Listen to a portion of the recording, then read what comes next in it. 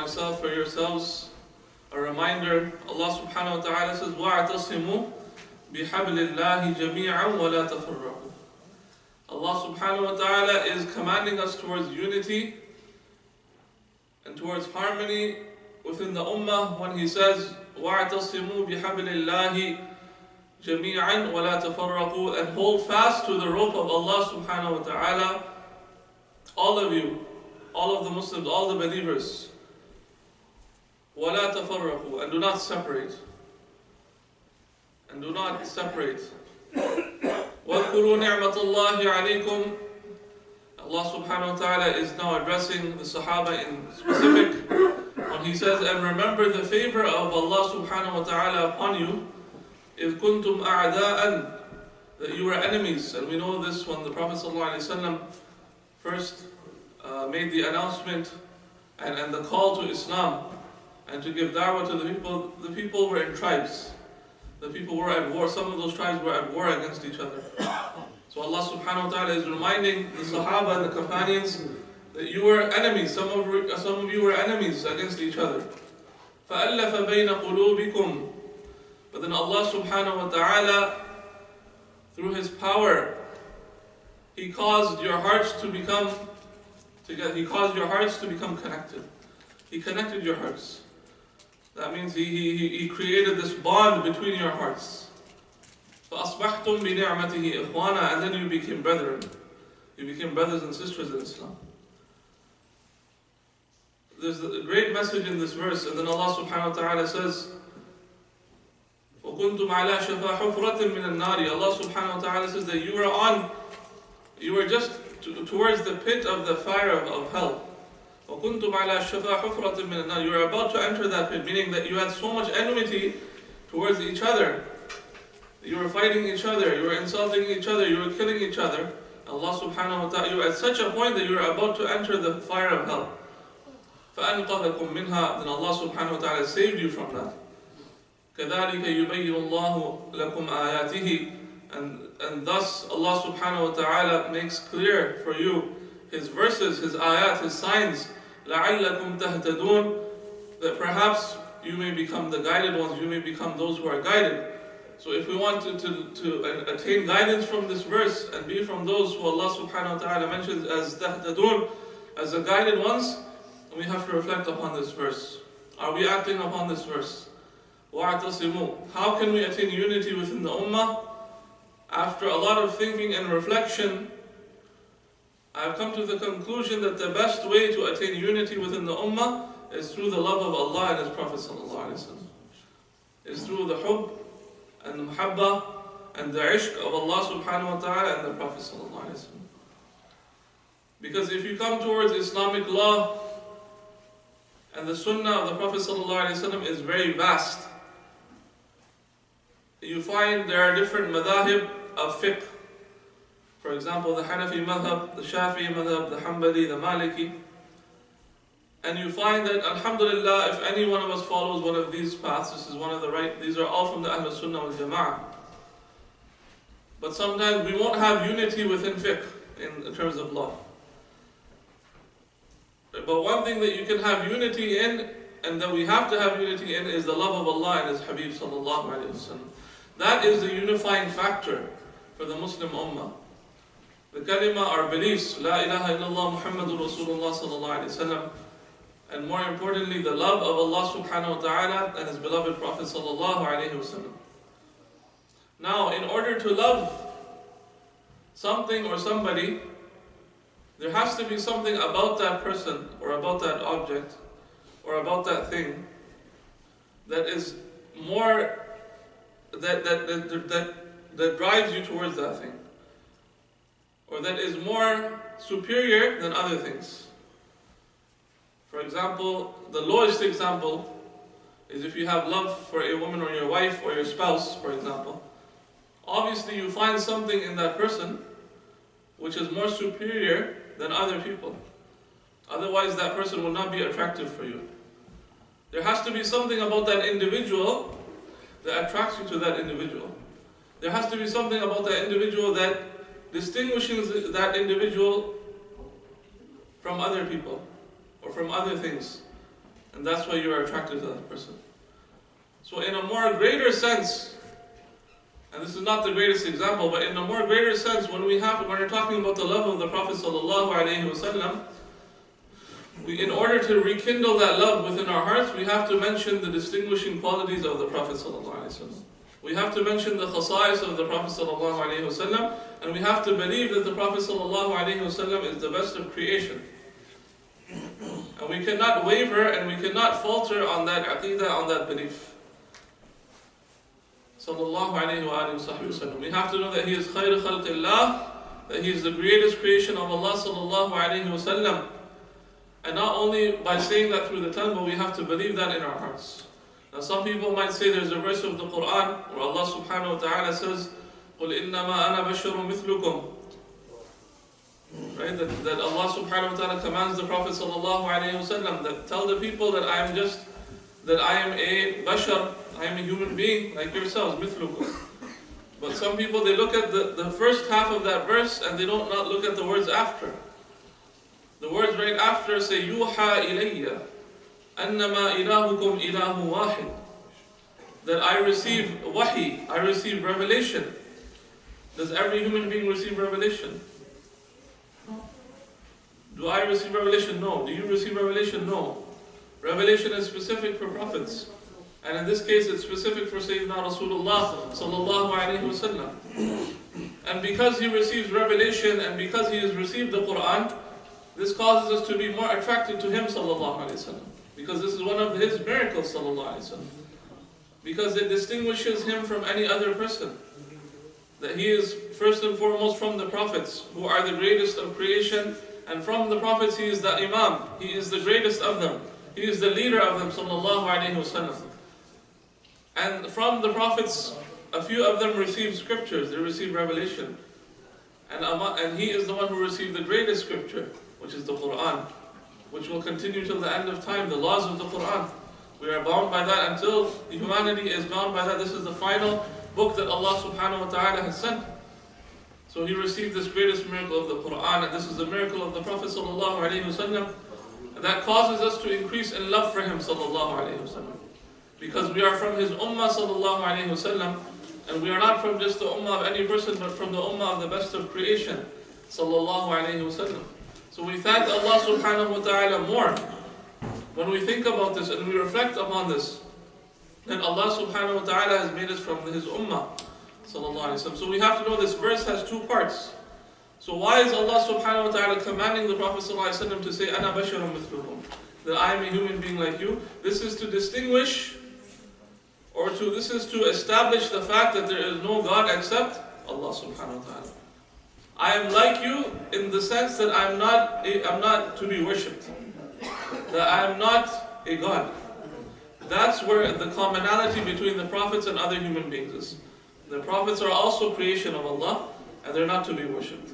So we have a common factor between the prophets in that sense, that we are all creation of Allah. But when it comes to the status, we look at other verses. تِلْكَ الرُّسُلُ فَضَّلْنَا بَعْضَهُمْ عَلَى بَعْضٍ. Allah subhanahu wa ta'ala mentions that there are the messengers, and Allah subhanahu wa ta'ala has given fada'il or virtue to some of them over others. Right? And the prophets have more virtue than regular human beings, because now look at the other part of the verse, يُوحَى إِلَيْهِ. Allah subhanahu wa ta'ala says to the Prophet ﷺ to say, يُوحَى إِلَيْهِ, I receive revelation. So that distinguishes the prophets from other human beings. So there are two parts of that verse. So if a person just says ignorantly that, oh, look, the Prophet ﷺ is commanded to say that we're just like human beings, that's not the case. You have to look at the whole verse of the Quran and take it into context and see where Allah subhanahu wa ta'ala, first of all, He is establishing His tawheed, that there's none worthy of worship except Allah, that even the prophets are not worthy of worship, because they call to the worship of Allah subhanahu wa ta'ala, they call you. But at the same time, they are distinguishing and they are above the human being, and they're above the status of the regular human being, because they have been chosen by Allah subhanahu wa ta'ala to receive revelation, to receive wahi. So we mention these distinguishing qualities. Why do we mention these distinguished qualities? And why is it that some people don't like to mention the distinguishing qualities of the Prophet ﷺ? Because shaitan has a factor to play there.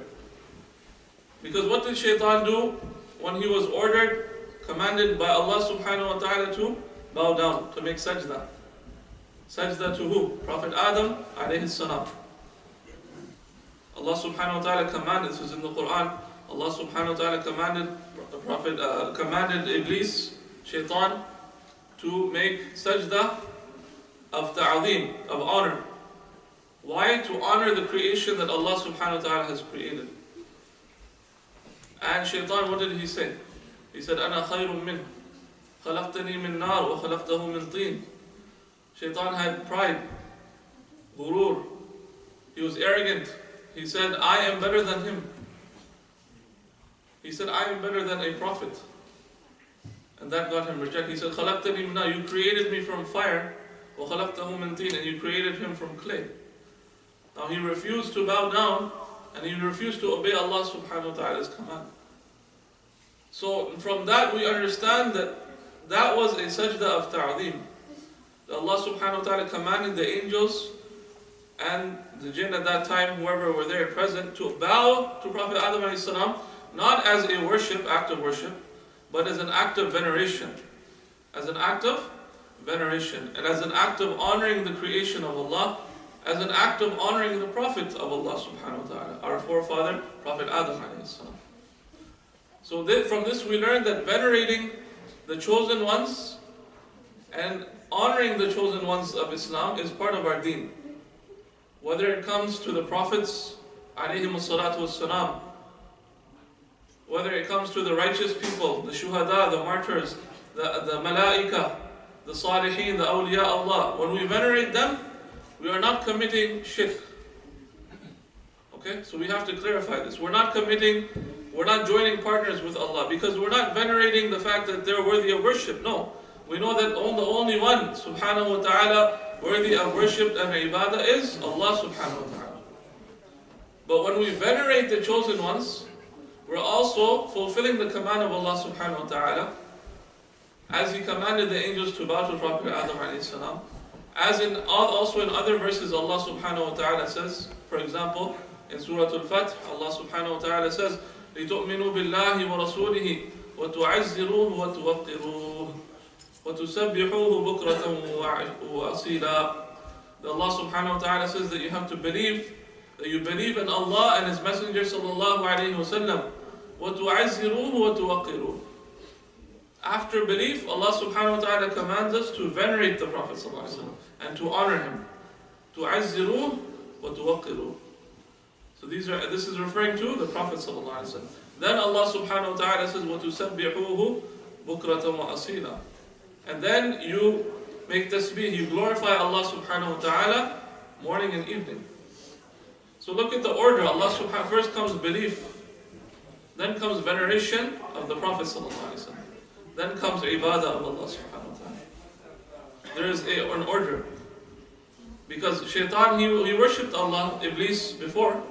He worshipped Allah before. He did lots of salah, he did lots of sajda. He remembered Allah. But he did not have veneration. He did not have وَتُعَزِّرُوهُ وَتُوَقِّرُوهُ.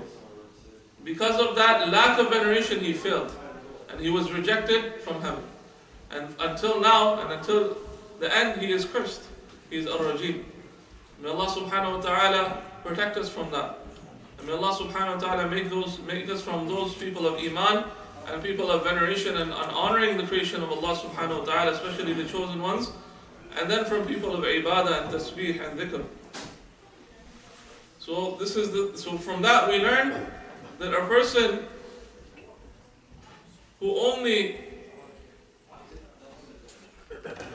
remembers Allah subhanahu wa ta'ala or worships Allah subhanahu wa ta'ala, but in that person's heart there is arrogance, there is pride, and there is no veneration of the prophets, and that person's heart is not melted in the love of the prophets and the love of the chosen people, then that person's iman is in danger.